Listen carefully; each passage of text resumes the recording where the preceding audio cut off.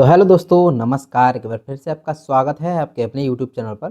तो वीडियो को शुरू करने से पहले एक मैं आग्रह करना चाहूँगा कि जो भी मैं डाउट वगैरह सॉल्व करूँ, जो भी चीज़ें हैं जो मैं अगर अच्छा लगे कि हाँ मैंने सही से समझाया है सब कुछ, तो प्लीज़ करके एक कमेंट ज़रूर छोड़ दीजिएगा और वीडियो को लाइक कर दीजिएगा और चाहें तो चैनल को सब्सक्राइब कर लीजिए, क्योंकि आपकी पहली सैलरी तक मैं आपका साथ देने वाला हूँ। तो चलिए शुरू करते हैं। तो दोस्तों, कुछ आप लोगों के बहुत सारे डाउट्स जो हैं दोस्तों आ रहे हैं। तो कुछ मोस्ट डाउट जो कॉमन आपके डाउट हैं 10, वो मैंने लिख लिए हैं। पहले शुरुआत से लेकर एंड तक सुनिएगा, कि हो सकता है आपका डाउट इसी में मेंशन हो। तो सुनिएगा, पहला डाउट है दोस्तों कि वाटरमार्क वाले डॉक्यूमेंट जो है सर कलर चाहिए या फिर तो ब्लैक एंड वाइट से काम चल जाएगा। दूसरा जो है, कोई भी फीमेल लड़की है यानी फीमेल है कोई, तो उसके नाम क्या है कि केएम एक में लगा है दूसरे में नहीं लगा है। ऐसा ज़्यादातर यूपी में होता है कि 10th में वो लोग केएम लगा देते हैं, इंटर में नहीं लगाते हैं। आगे तीसरा है कि भैया डॉक्यूमेंट ब्लर है, हमें क्या करना है सर।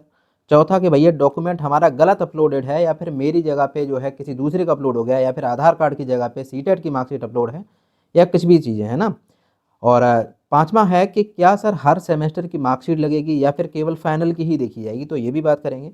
आगे छठवां डाउट है सर सेल्फ अटेस्टेड सारे डॉक्यूमेंट में ही करना है, ये भी बताऊंगा।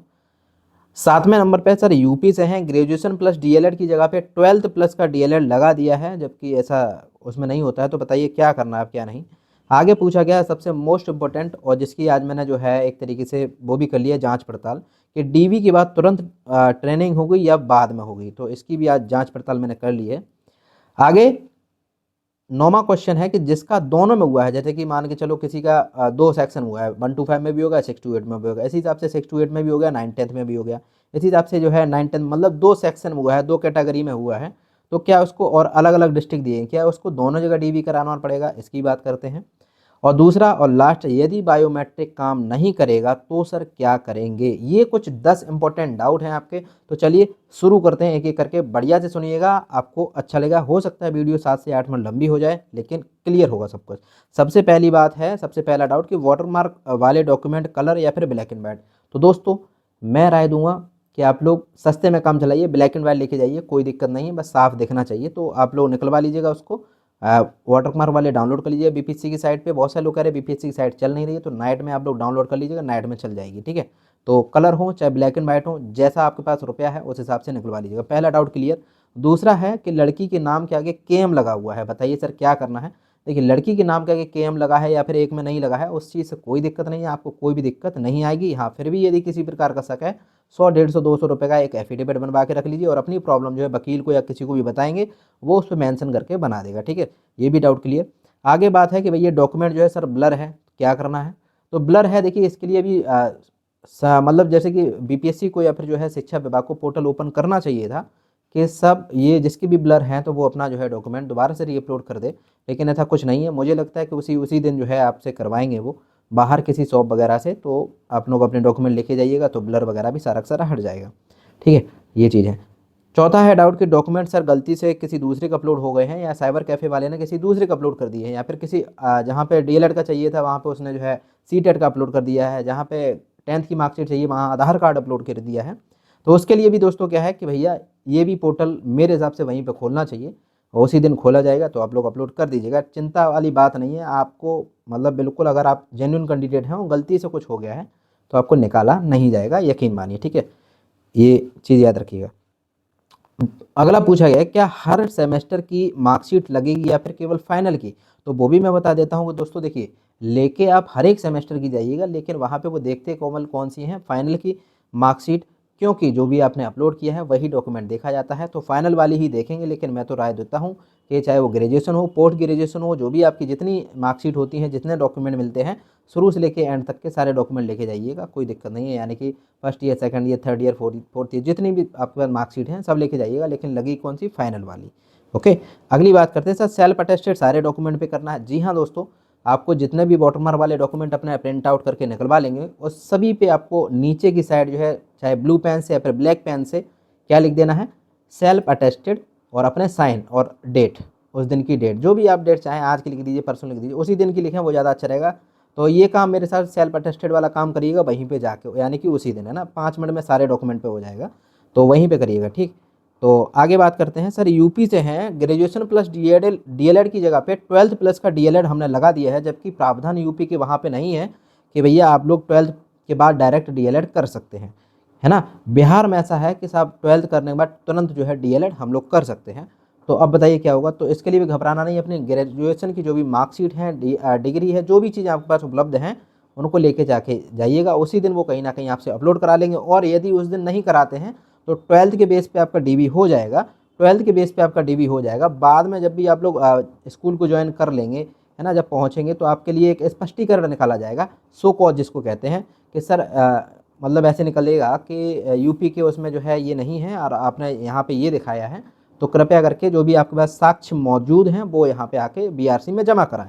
तो तब आप लोग लेके चले जाइएगा और एक फाइल में जाके उन्हें दे दीजिएगा, बस हो गया। ठीक है, ये होता है।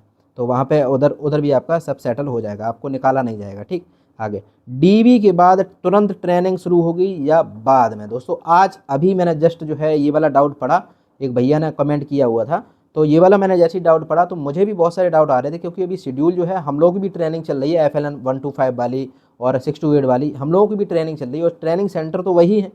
अब सोचिए आप लोगों की भी ट्रेनिंग कराएं तो हम लोगों की ट्रेनिंग का क्या होगा, है ना। 2 बार हम लोगों की होती है, एक सर्दियों में, गर्मियों में, तो हम लोगों की भी ट्रेनिंग चल रही है। तो इसलिए आज मैंने तुरंत जो है मैंने हवेली खड़गपुर मुंगेर में जो प्रिंसिपल सर हैं, मनोज सर, जो वहाँ के हेड हैं, प्रिंसिपल सर हैं, उनसे अपना अच्छा बनता है, तो उनसे मैंने जस्ट अभी कॉल की सर के पास। मैंने उनसे पूछा कि सर ये बताइए जो TRE 3 से कैंडिडेट आ रहे हैं उनके बारे में बताइए। जैसे हम लोगों का TRE 1 पे और TRE 2 के टाइम पे ऐसा हुआ था कि आज डीबी कराया या फिर उसी दिन या फिर नेक्स्ट डे क्या था कि भैया ट्रेनिंग पे भेज दिया गया था। क्या ऐसा आपकी बार आपके पास शेड्यूल पहले से आया? क्योंकि वो लोग तो भैया प्रिंसिपल हैं, तो उनको तो पता रहता है ना कि हाँ आगे आने वाले 15 दिन के अंदर, 10 दिन के अंदर और भी बच्चे ट्रेनिंग लेने आने वाले हैं। तो उन्होंने ये बोला कि अभी तो उनका कोई भी शेड्यूल नहीं आया है, और अब की बार ऐसा होगा 90% के पहले आपको स्कूल अलॉट कर दिया जाएगा, यानी कि स्कूल में ज्वाइन करा दिया जाएगा। और जब हम लोगों की जो भी पहले से पोस्टेड हैं TRE 1 और TRE 2 के कैंडिडेट, है ना, हम लोगों की जब भी ये ट्रेनिंग 5-6 दिन की होती है, हम लोगों की साल में 2 बार होती है, तो वो वाली जब कंप्लीट हो जाएगी उसके बाद इन लोगों को बुलाया जाएगा। तो ऐसा उनका आज कहना था। इसका मतलब ये है कि लगभग 90% आपकी ट्रेनिंग जो है दोस्तों डीबी के तुरंत बाद चालू नहीं होगी, यानी कि डीबी के तुरंत बाद लगभग आपको स्कूल अलॉटमेंट कर दिया जाएगा। बाकी 10% में हो सकता है आपकी डीबी ट्रेनिंग चालू भी हो जाए, तो ऐसा अभी संभव मतलब नहीं है। और फिर देखते हैं, अभी मेरे पास रिकॉर्डिंग नहीं है तो मैं रिकॉर्डिंग भी लगा देता स्क्रीन पे। आगे देखते हैं, जिसका दोनों में हुआ है, 9वां क्वेश्चन है कि जिसका दोनों में हुआ है और अलग अलग डिस्ट्रिक्ट में जिनको अलॉट हुआ है, अलग अलग डिस्ट्रिक्ट, तो क्या वो दोनों में डीबी कराने जाएगा? देखिए इसमें क्या है, जो भी आपको जॉब चाहिए केवल उसी में ही अपना डीबी कराइएगा। ठीक है, जो भी आपको मतलब ज्वाइनिंग चाहिए, जिसमें भी पढ़ाना है आपको, 1 to 5 में या फिर 6 to 8 में हो गया है तो 6 to 8 पकड़िए, 6 to 8 में भी है, 9-10 में भी हो गया तो 9 to 10 पकड़िए ना, बड़ा वाला पकड़िए। कम से कम आगे चल के आपकी सैलरी वैलरी पे भी इफेक्ट पड़ेगा। और आज नहीं तो कल, कल नहीं तो परसों जो है ट्रांसफ़र तो हो ही जाता है, आप अपने ज़िले में आ ही जाएंगे। तो आपको जो भी उचित लगे, और अपने घर वालों से राय लीजिए कि पापा मम्मी मुझे क्या करना चाहिए, कौन सा डिस्ट्रिक्ट जो है ज्वाइन करना चाहिए। ऐसा होता है कि 1 to 5 में आपका अपना गृह जिला मान लो मिल गया है, और 6 to 8 में मान लो 200, 300, 400 किलोमीटर दूर मिल गया है। अब असमंजस में पड़े हुए हैं कि सर कौन सा ज्वाइन करें, तो वो अपने घर वालों से पूछिए, जो भी वो उचित बताएं वो अपना कीजिएगा। ठीक है, बाकी होगा केवल एक में ही डीबी, जिसमें आप चाहेंगे केवल वही कराएंगे। ठीक, जिसमें आपको जॉब करनी है। दूसरा क्या है, यदि बायोमेट्रिक जो है, लास्ट डाउट है ये कि यदि बायोमेट्रिक काम नहीं करेगा तो क्या होगा सर? तो बायोमेट्रिक यदि बहुत सारे लोगों का काम नहीं करता है, कभी कभार अंगूठा रीड नहीं कर पाता है, तो कोई दिक्कत नहीं है, आपका डॉक्यूमेंट से बाद में हो जाता है, और अभी नहीं फिर आपको जिले में बुलाया जाएगा तो डॉक्यूमेंट वेरिफिकेशन वगैरह से करवा लिया जाता है, तो उनको निकाला नहीं जाता। अब जेन्यून, मैंने बोला कि जो भी व्यक्ति जेन्यून है, उसका अंगूठा काम नहीं कर रहा है, उसकी आंखें काम नहीं कर रही हैं, कोई दिक्कत वाली बात नहीं है, उसको नौकरी से निकाला नहीं जाएगा। ये पॉजिटिवनेस अपने अंदर बना के रखिए। ठीक है, क्योंकि वहाँ पे वो लोग आपको आपके जेन्युइनिटी के हिसाब से सिलेक्ट करने के लिए बैठे हुए हैं, ना कि आपको निकालने के लिए। इतना बात याद रखेंगे। तो ये थे आपके कुछ डाउट, जो कि 10 मैंने कॉमन डाउट आपके उठाए थे। फिर भी आपका कोई डाउट बचता है तो इसी वीडियो के डिस्क्रिप्शन में, मतलब इसी वीडियो में कमेंट कर दीजिएगा, तो मैं उसको जो है एक और वीडियो बना दूंगा। बाकी मेरे द्वारा की गई मेहनत यदि अच्छी लगती है तो प्लीज़ करके लाइक शेयर सब्सक्राइब कर दीजिएगा, मुझे बहुत अच्छा लगेगा। एक कमेंट जरूर छोड़ के जाइएगा, जो भी आप चाहें, पॉजिटिव या negative. Thank you so much. नमस्कार, जय हिंद, जय Bharat. Thank you so much.